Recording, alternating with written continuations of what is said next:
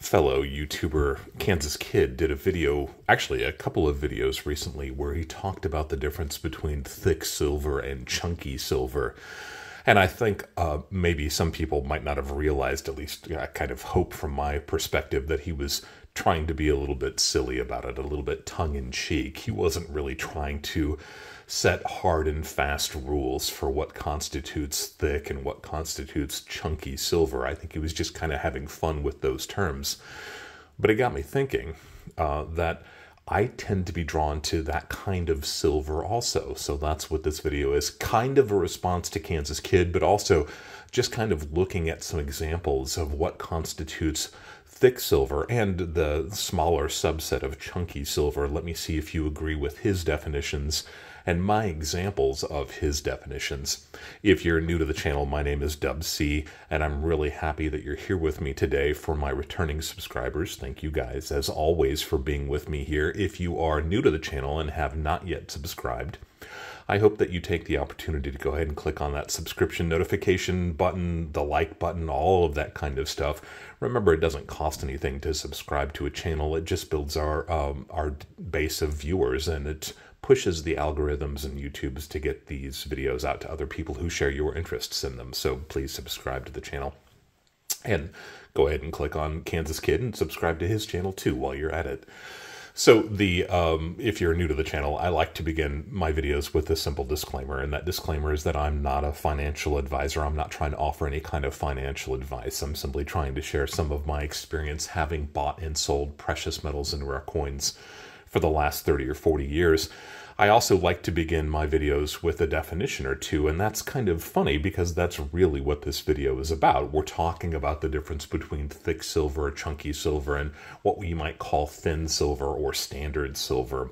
Again, these definitions are really just to have fun with some of the types of silver that some of us like to stack. It's not like you're going to get turned into the authorities for using the wrong definition, and your definition of what constitutes thick silver or chunky silver can certainly be different from somebody else's, and I think that's really what this is about. It's just kind of a fun way to look at some of these examples. So if I'm understanding Kansas Kid correctly, his contention was that when you're talking about thick silver, you're talking about bars probably larger than maybe 5 troy ounces, and he's really trying to capture those bars that have a smaller diameter or a smaller area on the outside of the bars versus their width, their depth, their thickness, that kind of thing. And I've got some examples of that here. We'll talk about that in just a moment.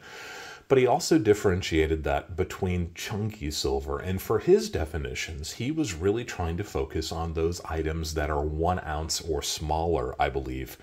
And he called those pieces chunky when they met the same kind of classification that the thick silver does for those larger ounces. If it sounds a little bit confusing, I am guilty of using both of those terms, and you will probably hear me using both of those terms as I'm trying to kind of set those definitions a little bit later here, but I do have some examples. This is kind of a traditional 1 troy ounce silver bar. This is a Hauser Miller bar. This is probably from the 1980s, and you can see that it's actually quite thin. It's not credit card thin. Ironically, there are credit card kind of silver bars, and I'll show an example of one of those here. These are remarkably thin silver bars. You're supposed to kind of carry these in your wallet. This bar, this Hauser Miller bar, is really what a traditional 1 ounce silver bar looks like. When we're thinking about a 1 ounce silver bar, this is kind of what we think of. It's got kind of a broad surface area, but it's actually quite thin. Here's another example. This from Indiana. This is a CMW bar. I like that serial number. Check that out. I've talked about serial numbers in some of my other videos. Check that low serial number and a little bit of pretty toning there too. I digress. This is one of those other kind of a typical silver bar, kind of a broad, flat surface, relatively thin. That's what you can expect when you're thinking about a silver bar. But by comparison, this is a very rare bar from Silvermat. We don't really even know that much about this company. I think it came and went very quickly. This is an early bar. You can see how fat that bar is compared to this Hauser Miller bar. They are both a troy ounce of silver, right? There's a meme going around, if you've seen it. It's a little girl pointing to a cylinder that has kind of a smaller diameter. So it almost looks like there's more fluid compared to kind of a wider diameter vessel that's holding the same fluid. I'll put a picture of that up here so you know what I'm talking about. I know I ramble sometimes, right? But you can tell that this one, this silver matte bar, so much smaller, you would think that there's no way that can be an ounce of silver, but it is. And this is compared to this 1 troy ounce Hauser Miller bar. This is what I think that Kansas Kid was getting at. This is what he would call a chunky silver bar. There is another brand that kind of takes on the same dimensions, and that's this A-Mark bar by USVI. They are very similar in that they're kind of a smaller surface area that has a much fatter definition. You can see that these bars are actually quite close to each other in size. This is probably what most people think of when they're thinking about those chunky 1 ounce silver bars. Again, comparing it to what we would consider to be kind of almost a traditional 1 ounce silver bar, you can just see that this one is a smaller area, the front facing side of it, but it's also fatter. It's got much, much thicker, there's me using that definition again, dimensions compared to this CMW bar. Interesting, right? So I think that's what he would call a chunky 1 ounce bar, but he doesn't use the same definition when it comes into the larger sizes. And again, we'll touch on that in just a moment. This is an interesting bar. This bar is kind of a little bit of both of those worlds. This is kind of a meeting in between. This is an Anglo-American metals bar. Again, this one probably dates to the 1980s. So it's kind of a cross between the two, right? This also is a 1 troy ounce bar. It is considerably thicker, but it takes on the same kind of format as the Hauser Miller bar. Sometimes these are called vertical bars versus horizontal bars that go that direction. And you definitely get the difference between those two in the A-Mark bar. This is more of a vertical bar. This is more of a horizontal bar. Close, right? They're not quite the same. Clearly the Anglo-American metals bar, a little bit larger, flatter, but it still has some of that fat kind of edges to it. So I think this is really kind of an interesting transitional piece between those two concepts. Again, it's just kind of a fun thing to talk about. No one's going to put a gun to your head and say you're using the wrong definition. This Anglo-American metals bar is a kind of a cool bar. I like this. Like all of these bars, I like those chunky style bars. And I know there are guys who focus a lot on the A-Mark bars. I've only got a few in my stack at this point. A lot of them have passed through my collection, and I'm kicking myself now because they are definitely getting more and more scarce. I talk a lot about Mexican silver, one of my favorite areas of stacking silver, and I've got videos and videos about them. I'll put a link down below to the Stacking Mexican Silver video series if you haven't seen it.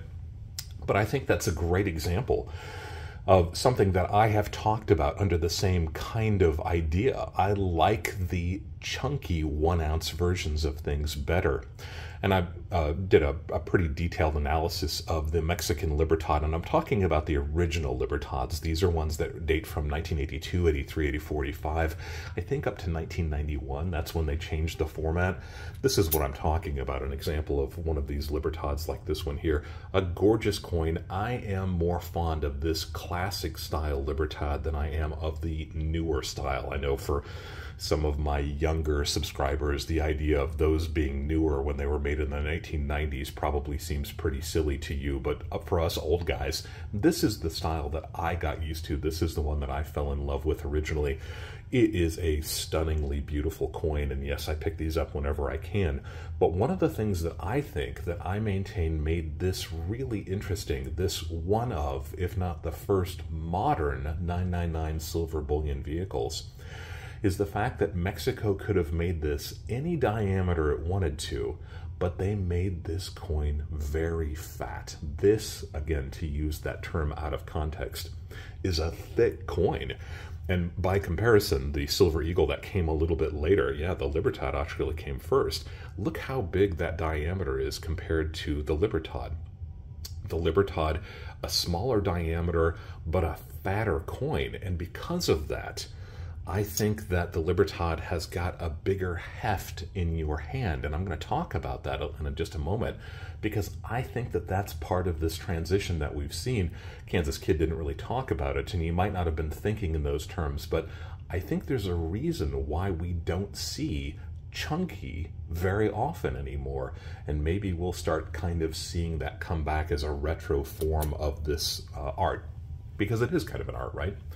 I've got some additional examples here. We're looking at a whole bunch of classic 10-ounce silver bars. These more of those ingot-style bars, all of these made in the 1970s, early 1980s. International Vault Star Metals. This is a JJSR. This is a Western States Refinery. This is a JKL bar. I talked about this. These bars mostly came from the Lydian hoard of silver bars. 10.67, but you can see how thick this bar is. This is what Kansas Kid was talking about.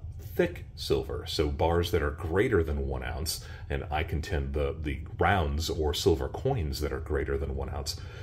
This is a great example of what constitutes thick silver. And by comparison, this is a classic Engelhard commercial series bar. I believe this is 1 or 2 series from the late 1980s, that traditional Engelhard style that a lot of us got used to a little bit later in the 80s, differentiating this one between the 7th and 10th series bars that came before it, those poured bars. This an extruded or stamped bar, has semi-proof-like surfaces. These bars are the same size. Actually, the JKL bar is slightly heavier at 10.67 troy ounces compared to the Engelhard at 10 troy ounces. Which one is bigger? Which one looks bigger? Which one looks broader? More recognizable? The Engelhard, I think, but this bar, the JKL bar, considerably heavier than the two. Again, that meme of the girl pointing to the cylinders. Which one is bigger? Thick silver. That's what he was talking about. Thick silver tends to be classic silver, tends to be those older silver pieces, tends to be those pieces that are poured rather than milled or machined bars. And they have that classic look of an ingot, and that's one of the things that I'm drawn towards. A couple other examples here before I kind of go off on that tangent that I was talking about earlier. You see here, this is an Emirates Gold kilogram bar. This, I think, is also a great definition of thick silver. You can see that it's not quite as broad as you might expect in a modern kilogram of silver. This one of the first series that Emirates released. I believe this dates to the early 1990s. But it's definitely got that classic ingot style. This is a thick bar. Compare this to this image that I'm going to show of the Royal Canadian Mint kilogram bars. You see how much broader it is, how much flatter it is. It's very similar to this Engelhard commercial bar with that same kind of a style, same broad definition rather than being a thick definition. And then finally, to kind of put a fine point on it, is this 100-ounce bar from Sheffield Refining. Sheffield, one of England's oldest refineries, dating back, I believe, to the 1700s. But look how thick this bar is. Definitely a bathtub style. We might call this a coffin style. There are lots of different terms for it.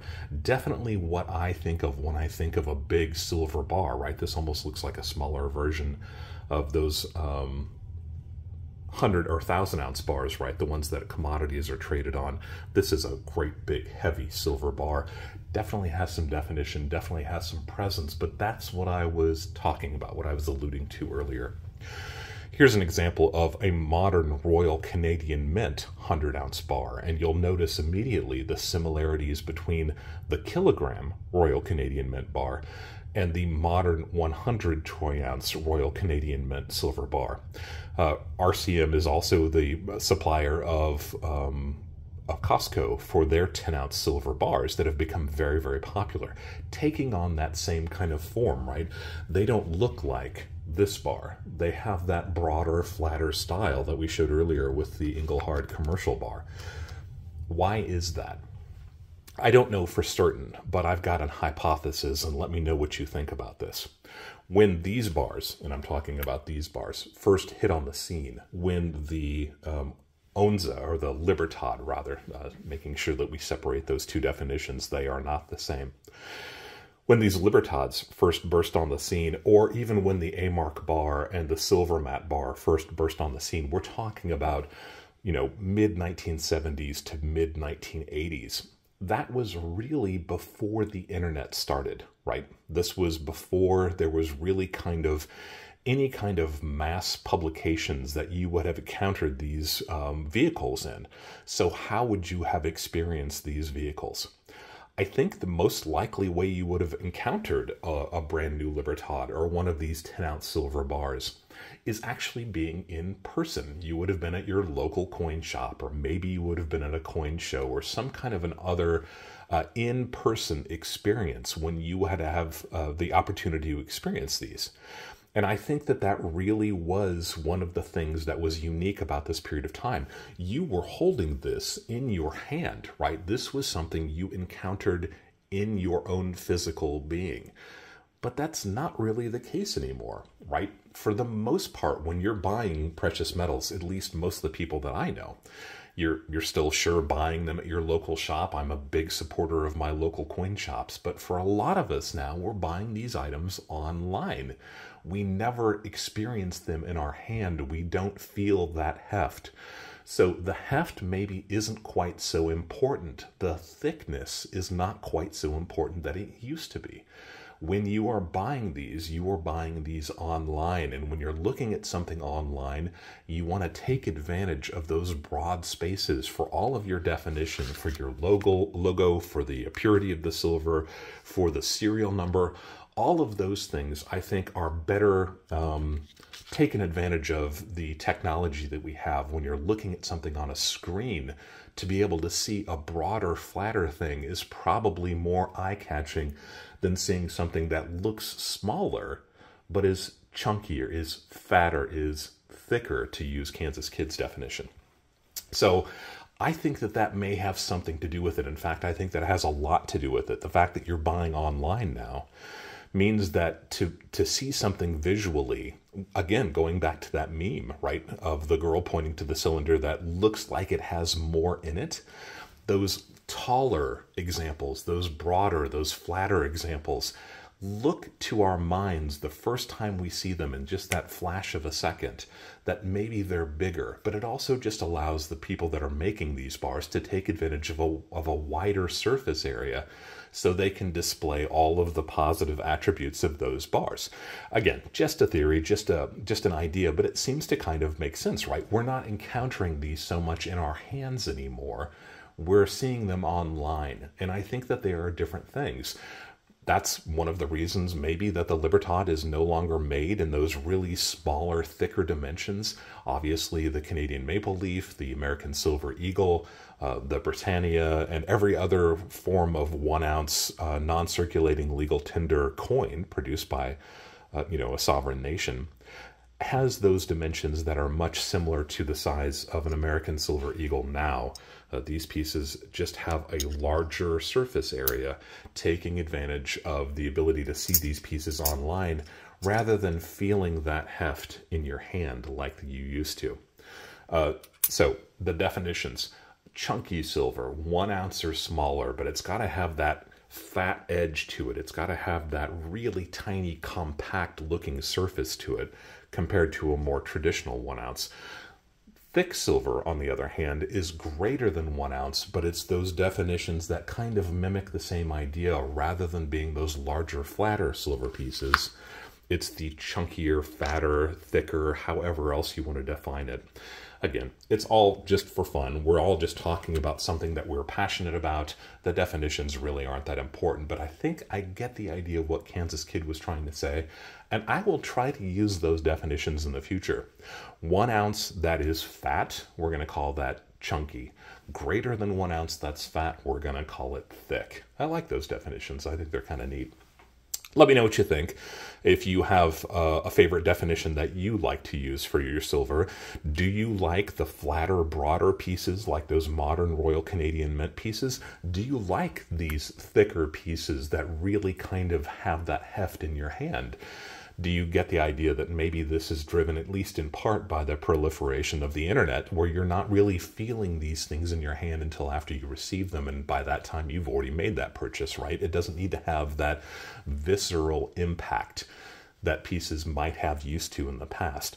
Or at least that's maybe part of the romance of them. That's one of the reasons why I like these older poured bars myself, is because they do have that gotcha moment when you pick it up and you get that big broad smile on your face, recognizing that this is something that has some substance to it. This is a very substantial piece of precious metals. If you have suggestions for other videos or video series you'd like to see, by all means leave that comment down below. Also, love to hear your opinion about thick versus chunky, if there's other terms you use also. If you have not yet subscribed to the channel, go ahead and subscribe, hit the like button, hit the notification button, all that kind of fun stuff. Remember to go to Kansas Kid's YouTube page also, take a look at his videos, see what you think about his definition, see if we're on the same page. And as always, thank you for allowing me to be a part of your journey as we go deeper into the world of coins and physical precious metals.